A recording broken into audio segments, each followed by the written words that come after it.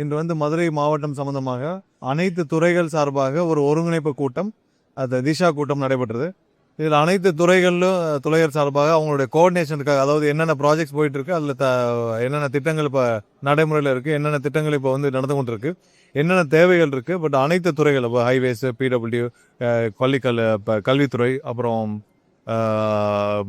R&D, டபிள்யூஆர்டி, எல்லா அனைத்து துறைகள் சார்பும் கார்பரேஷன் வந்து எல்லா எல்லா பெண்டிங் இஷ்யூ என்னென்ன இருக்குன்னு சொல்லி, ஆனால் அதுக்கான கோஆர்டினேஷன் மீட்டிங் இன்னைக்கு நடைபெற்றது. ஸோ அடுத்தடுத்த கட்டங்களில் கண்டிப்பாக எதெல்லாம் வந்து பெண்டிங் இருக்குது, என்னென்ன ஒவ்வொரு துறைகளுக்கும் நடுவில் என்னென்ன தேவையான விஷயங்கள் இருக்குது, அனைத்தும் பேசப்பட்டது. 4 மணி நேரத்துக்கு மேலே நடைபெற்றது. கண்டிப்பாக மதுரை மாவட்டத்திற்கு தேவையான அனைத்து விஷயங்களையும் கொடுத்து விவாதிக்கப்பட்டது. கண்டிப்பாக வர காலங்களில் எந்தவித இடையூறும் இல்லாமல் அனைத்து திட்டங்களும் சிறப்பாக செய்து முடிக்கப்பட வேண்டும் என்பதற்காக நடைபெற்றது கூட்டம் சிறப்பாக நடைபெற்று முடிந்தது. பிரதிநிதிகளை பேச விடலாம். இல்லை, இந்த திஷா மீட்டிங்லன்னு ஒரு சில விதிமுறைகள் இருக்குது.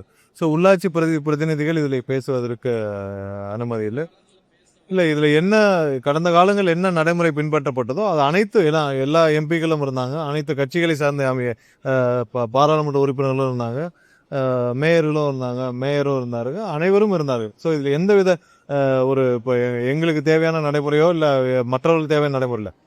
திஷா மீட்டிங்கில் என்ன நடைமுறை பின்பற்றதோ அதே பின்பற்றுறது.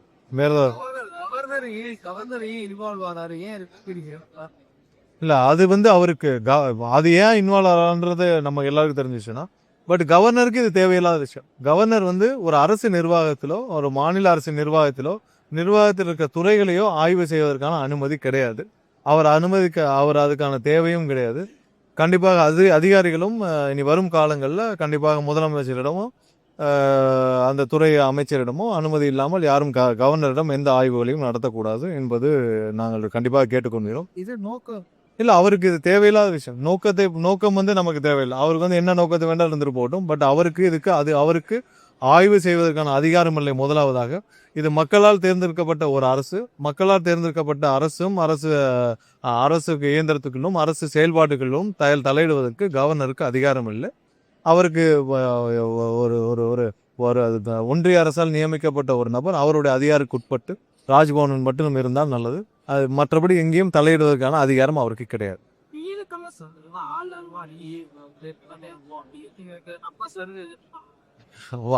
ஆளுநர் மாளிகை களமிறங்கி எங்கேயும் போக முடியாது. ஆளுநர் மாளிகையில் ஆளுநர் மட்டும்தான் இருக்கிறார். அவருக்கு தேவையான 3 PA 2 செக்யூரிட்டி மட்டும் தான் இருக்காங்க. ஸோ ஆளுநர் மாளிகைக்குள்ளே என்ன வேலை இருக்கோ அந்த வேலையை மட்டும் செய்தால் போதும். வைகை தூர்வாரும் பணிகள் இந்த அரசு பொறுப்பேற்றவுடன் முதலோட உத்தரவின் பேரில் உடனடியாக துவக்கப்பட்டது. ஒன்றிய அரசில் வந்து அவங்க அங்கே வந்து அனுமதி கேட்டு, சுற்றுச்சூழல் அனுமதி கேட்டு அங்கே பெண்டிங் இருக்குது. அங்கேருந்து இன்னும் 2 வாரங்கள் ஆச்சு. அந்த அனுமதிக்கு அனுப்பிச்சு இன்னும் 2 வாரங்களில் வரவில்லை. அது வந்தவுடன் இந்த அரசு, முதல்வர் அண்ணன் விஜய் தலைமையிலான அரசு தேவையான விஷயத்தை துரிதமாக நடைபெற்று வருது. இன்னும் வந்து ஒன்றிய அரசுலேருந்து அனுமதி, சுற்றுச்சூழல் அனுமதி எல்லாம் வந்தவுடன் ஸோ உடனடியாக துவக்கப்படும். இதில் ஆளுநருக்கு என்ன விஷயம் இருக்குது? ஆளுநர் போய் சுற்றுச்சூழல் அனுமதி வாங்குவாரா? இல்லை அவருமே மம்முட்டி எடுத்து வெட்டுவாரா? என்ன பண்ண முடியும் ஆளுநர்? இல்லை ஆளுநர் போய் தூர்வாரணும், அவரே கையில் எடுத்துகிட்டு போய் தூர்வாருவாரா? இல்லை அவர் போய் ஒரு பிடபிள்யூஓ இல்லை யார்ட்டையோ வந்து WRT போய் ஆர்டர் வாங்கிட்டு போய் சுற்றுச்சூழல் ஆர்டர் வாங்கிட்டு போய் பண்ணுவாரா? ஆளுநர் எங்கே களமிறங்க முடியும்? எங்கேயும் கிளம்ப முடியாது. ஆளுநர் மாளிகைக்குள்ள என்ன வேலை இருக்கோ அந்த வேலையை செய்தால் போதும். ஏன்னா ஆளுநருக்குன்னு ஒரு அதிகாரம் இருக்கு. அதுக்கு அந்த வேலையில மட்டும் அவர் தலையிட்டால் போதும். தூர்வார வைகையில போறேன்னு எப்படி போவார்? அவர் யாருக்காவது கான்ட்ராக்டுக்கு விடுவாரா? இல்லை அவர் போய் யாரையாவது போய் ஒரு 10 லாரி எடுத்துட்டு போய் தூர்வாரிட்டு போவாரா? ஆளுநருக்கு என்ன செய்யணுமோ அதை மட்டும் அவர் செய்தால் போதும். சும்மா தேவையில்லாமல் குழப்பம் விளைவிக்கும் எந்த வேலையும் ஆளுநர் செய்ய வேண்டிய அவசியம் இல்லை. அரசு தேவையான நடவடிக்கைகளை எல்லா விதத்திலும் எடுத்துட்டு இருக்கு. அரசு இயந்திரத்திற்குள், மக்களால் தேர்ந்தெடுக்கப்பட்ட ஒரு அரசு இயந்திரத்திற்குள் தலையிடும் அதிகாரம் ஆளுநருக்கு கிடையாது. அதிகாரிகளும் கண்டிப்பாக முதல்வருடைய உத்தரவு இல்லாமல் கண்டிப்பாக யாரும் எந்த ஆய்வுக்கும் ஆளுநருடைய ஆய்வுக்கு பங்கேற்பது தவிர்க்க வேண்டும். இல்லை, எங்கே வேணாலும் புகார் கொடுக்கட்டும், ஆதாரம் இருந்தால் என்ன வேணாலும் நடவடிக்கை எடுக்கட்டும். நாங்கள் தான் இல்லைன்னு சொல்லிட்டோமே. எங்களுக்கு தேவையான நம்பர் 120 ஆல்ரெடி இருக்குது. எங்களுடைய கூட்டணி கட்சியோடைய அனைத்து பலத்தோடு இருக்குது. வர்றவர்கள் எதற்காக ரிசைன் பண்ணுறாங்கன்னு தெரியும். நாங்கள் ஏற்கனவே சொல்லிட்டோம். வர்ற எல்லாரும் வந்து இந்த அவங்களுடைய தலைமை மீது, அவங்க தலைமை அதிகாரத்தின் மீது, ஸ்டாலின் குடும்பத்தின் மீதும் எடப்பாடி குடும்பத்தின் மீதும் நம்பிக்கை இல்லாமல் எல்லா கட்சியை விட்டு வெளியேறாங்க, ரிசைன் பண்ணுறாங்க. இதை நாங்கள் தெளிவாக சொல்லிவிட்டோம். அப்போ நீங்கள் குதிரை பேரம் சொன்னால், நாங்கள் எந்த பேரத்திலும் இதுவரை யாரும் இன்வால்வ் ஆனதில்லை. இது வரைக்கும் திமுகவும் திமுக சார்ந்த முன்னாள் அமைச்சர்களும் திமுக திமுக சார்ந்த ஸ்டாலின் அவர்களும் அவருடைய தலைவர் ஸ்டாலின் அவருடைய மகன் உதயநிதி டைரக்ஷன் பேர்லாம் இந்த அனைத்து குதிரை பேரம் நடந்துட்டு இருக்கு. அதற்கான ஆதாரத்துடன் இன்று பலர் கைது செய்யப்பட்டு வர்றாங்க. சீரியஸ் அந்த குதிரை பேரத்தை எங்களுடைய எம்எல்ஏக்களே பர்ச்சேஸ் பண்ற வேலையை செய்ததே ஸ்டாலினும் அவருடைய டைரக்ஷன் பேர்ல செந்தில் பாலாஜி சார்ந்த நபர்கள் நேற்று கைது செய்யப்பட்டிருக்கார்கள். இன்னும் பலர் அதுமான வேலையை செஞ்சுட்டு வராங்க. இதை தான் நாங்கள் அன்னைக்குன்னு சொல்லிருக்கோம், 40 நாட்கள் சொல்லிருக்கோம். ஒன்னே ஒரு கேள்வி, எந்த தைரியத்தில் ஸ்டாலின் அவர்கள் 30 நாட்கள் தான் இந்த அரசு இருக்கும்னு எந்த தைரியத்தில் சொன்னோம்? எந்த தைரியத்தில் சொன்னார்? அதான் நாங்கள் ஒன்று கேட்குறோம். 30 நாட்கள்ல கடந்த 40 நாள் இப்போ தேர்தல் முடிஞ்சு இந்த அரசு பொறுப்பேற்று 40 நாள் ஆச்சு. இந்த 40 நாள்ல இந்த எந்த தைரியத்தில் சொல்றாரு ஸ்டாலின்? என்ன இந்த 40 நாள்ல அவர் பயங்கரமான ஒரு மக்களுடைய நன்மதிக்கு பெற்று மிகப்பெரிய மாபெரும் தலைவர் ஆயிட்டாரு ஸ்டாலின். 5 வருஷமா முதல்வராக இருந்தே உங்களால உங்களோட தொகுதியிலே ஜெயிக்க முடியல. அப்ப இந்த 30 நாள்ல நீங்க மாபெரும் தலைவர் ஆயிட்டீங்களா ஸ்டாலின்? இல்ல ஒன்றும் பண்ணல. நான் 5 வருஷமா இருந்த உங்களுடைய உங்க மேல உள்ள நன்மதிப்பு தான் உங்களுடைய கொளத்தூர் தொகுதியிலே மக்கள் காட்டிட்டாங்க. அப்போ இந்த 30 நாள்ல இந்த அரசு கவிழும்னு நீங்க எப்படி சொன்னீங்க? எந்த தைரியத்தை சொன்னீங்க? பர்ச்சேஸ் பண்ற கெப்பாசிட்டி வச்சு தானே சொன்னீங்க. நீங்க எங்களுடைய எம்எல்ஏக்களே நாங்க 40 கோடி 50 கோடி கொடுத்து பர்ச்சேஸ் பண்ணும் தைரியத்தில் தானே சொன்னீங்க. அப்புறம் என்ன தைரியத்தை சொன்னாரு? ஸ்டாலினுக்குன்னு ஒரு ஆளுமை இந்த 30 நாள்ல புதுசா வந்துருச்சா, இல்ல மாபெரும் தலைவர் ஆயிட்டாரா? அவர் சொன்னதற்கான அர்த்தம் நாங்கள் பர்ச்சேஸ் பண்ண போறோம், நாங்கள் 40 கோடி 50 கோடிக்கு பேரம் பேசிட்டு இருக்கோன்றத மனதில் வைத்து அந்த தைரியத்தில் மட்டும்தான் ஸ்டாலின் சொன்னார். அது கண்டிப்பா நடைபெறாது. எங்கள் எம்எல்ஏ யாரையும் கிட்ட கூட நெருங்க முடியாது. நெருங்கினால் இப்ப என்ன மாதிரியான ஒருத்தர் ஆதாரபூர்வம் மாட்டினாங்களோ அதே மாதிரி எல்லாரும் மாட்டுவார்கள். அதுல எந்த மாற்று கருத்தும் கிடையாது. குதிரை பேரம் திரும்பவும் சொல்றோம் இங்க பாருங்க, திரும்பவும் சொல்றோம், நாங்கள் எந்த குதிரை பேரத்தில் ஈடுபடவும் மாட்டோம். அதற்கான தேவையும் இல்லை. இன்னைக்கு விட்டாலும் நாங்கள் தேர்தலை சந்திப்போம்.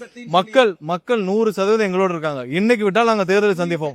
ஆனால் ஸ்டாலினும் எடப்பாடியும் தான் குறுக்கு வழியில் இன்னைக்கு ஆட்சியை கைப்பற்ற நினைக்கிறாங்க. அது ஒரு காலத்தில் நடக்காது. 100% நாங்கள் இன்னைக்கு விட்டாலும் நாங்கள் தேர்தல் சந்திக்க மக்கள் 100% எங்களுக்கு வாக்களிக்க தயாரா இருக்காங்க. இது எங்களுக்கு தேவையும் இல்லை.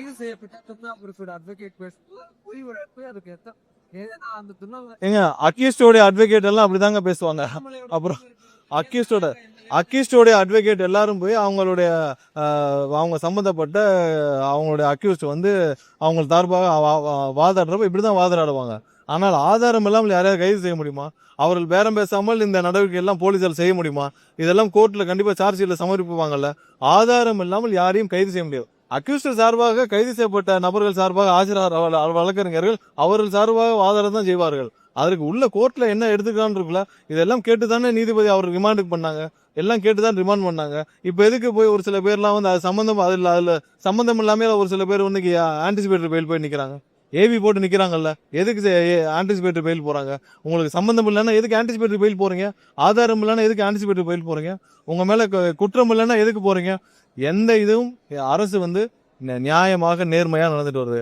இங்க குற்றச்செயல் புரியணும்னு நினைக்கிறவங்க எல்லாருமே திமுகவை சார்ந்தவங்க தான் எங்களுடைய எம்எல்ஏக்களை பர்ச்சேஸ் பண்ண நினைக்கிறாங்க. ஆரம்பிக்கப்பட்ட இயக்கமானது தூய சக்திக்குரிய ஆரம்பம். வேற ஏதாவது கேள்வி இருந்தா சொல்லுங்க.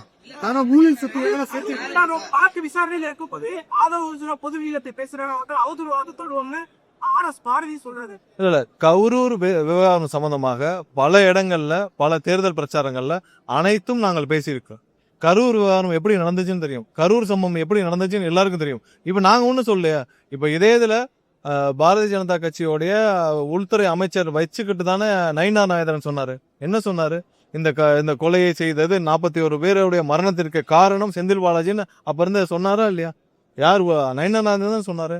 அப்ப உள்துறை அமைச்சர் வச்சு தான் சொன்னாரு. நாங்கள் மட்டும் சொல்லவில்லையா? எல்லாரும் சொன்னதானே சொல்றோம். அப்ப இருந்த உள்துறை சார்ந்த ஒன்றிய அமைச்சர் சார்ந்த அனைவரும் இங்க எம்பிக்கள் குழு என்ன சொன்னாங்க? அப்ப இப்ப இருக்கிற ஒன்றிய நிதியமைச்சர் என்ன சொன்னாங்க? அவங்க சொல்றதானே.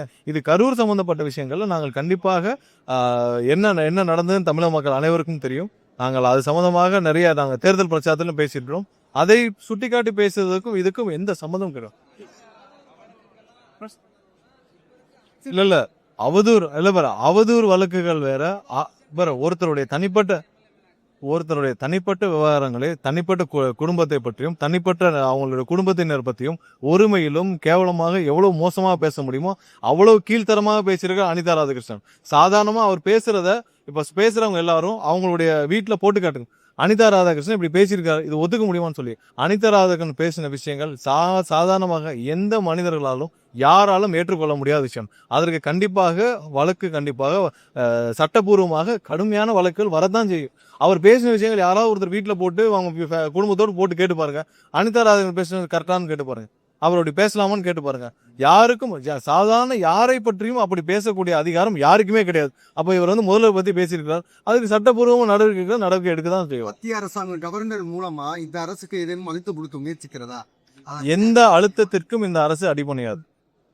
கவர்னரோ யாருக்கும் அடிபணியாது. யாருக்கும் காம்ப்ரமைஸும் செய்ய மாட்டார் எங்களுடைய முதல்வர், நம்மளுடைய முதல்வர்.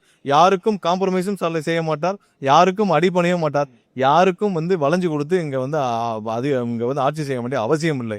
என்னைக்கும் அவருடைய ஸ்டாண்ட்ல நம்மளுடைய முதல்வர், எங்களுடைய முதல்வர் அண்ணன் விஜய் அவருடைய ஸ்டாண்ட்ல என்னைக்கும் காம்ப்ரமைஸ் பண்ண மாட்டார். அதனால ஒரு விஷயம் மாட்டோம். இல்ல அதான் எல்லாருக்கும் சொல்லியாச்சு.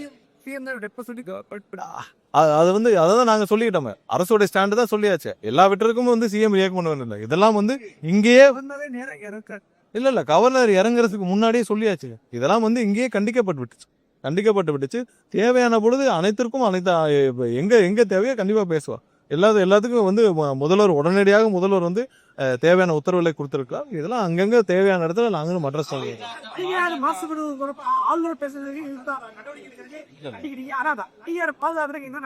அததான் சொல்லியிருக்கேன். வைகை அணையை போய் பார்வையிட்டு 3 வாரம் ஆச்சு. அதுக்கு உடனடியாக இப்ப அந்த அரசு பொறுப்பேற்ற 40 நாட்கள்ல 3 வாரத்துக்கு முன்னாடியே அதை பார்வையிட்டு அதுக்கு தேவையான அனைத்து அனுமதியையும் பெற, தூர்வாரும் அனுமதியை பெற 70-80 வருடங்களுக்கு அப்புறம் அந்த வைகை ஆறு கொண்டு வரப்பட்ட பிறகு இப்பதான் தூர்வாரும் பணிகளே முன்னெடுக்கப்பட்டிருக்கு.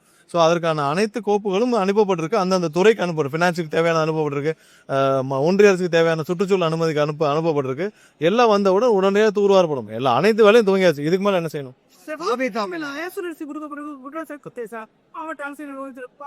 அந்த மாதிரி எதுவும் இல்லை. பொய்யான குற்றச்சாட்டு அதெல்லாம் ஏற்கனவே கொடுத்துருக்காங்க. பொய்யான குற்றச்சாட்டு மேல பெரிய நம்பிக்கை வைத்துதான் முதலமைச்சர் பதவி முறையே வந்திருக்கிறீங்க. ஆனா ஊழல் குற்றச்சாட்டுகளுடைய அதிமுகவுடைய முன்னாள் சட்டமன்ற உறுப்பினர் தொடர்ந்து செய்கிறீங்க. தமிழகம் முழுவதும் தமிழகம் முழுவதும் ஆயிரக்கணக்கான இப்ப எங்க எம்எல்ஏக்கெல்லாம் அங்க இருக்காங்க. ஒவ்வொருத்தர் முன்னாடி 500 பேர் 1000 பேர் ஒவ்வொரு நாளும் இணைஞ்சிட்டே தான் வராங்க. யாரெல்லாம் ஸ்டாலின் தலைமை ஏற்றுக்கொள்ள முடியலையோ, யாரெல்லாம் எடப்பாடி தலைமை ஏற்றுக்கொள்ள முடியோ சேர்ந்துட்டு தான் இருக்காங்க. எந்த இடத்துல திரும்பவும் சொல்றோம், எங்களுடைய தலைவருடைய பாலிசியில, எங்களுடைய முதலமைச்சருடைய பாலிசியில எந்த இடத்துல காம்ப்ரமைஸ் ஆகாது. ஊழல்